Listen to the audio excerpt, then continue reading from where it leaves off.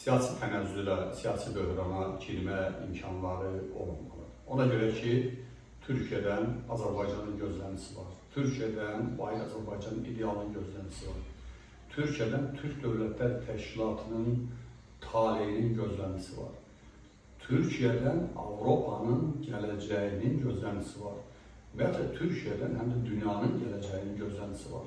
Türkiyə iç savaşdan çıxmalı. Bu siyasi gərginliklərdən, bunlardan demokratiya qoyaq, anlaşma müstəvisi tapılmalıdır, uzlaşma müstəvisi tapılmalı və hökmən Türkiyə mövcud kurs daha sürətli, daha ardıcıl, hətta ola bilər ki, hətta müxalifətin də əhəmiyyətli bir hissəsinin və ya da siyasi konsepsiyasında mövcud şəraitdə yaxın 3 illik, 5 illik Türkiyənin dünya çapında yerinin müəyyən olunmasında əməkdaşlıq formatı tapılmalıdır.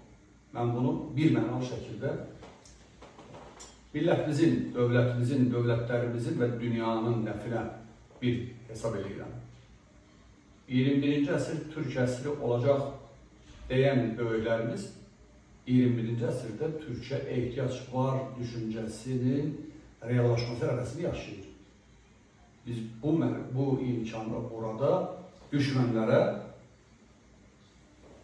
rəvac verməməliyik, imkan yaratmamalıyıq.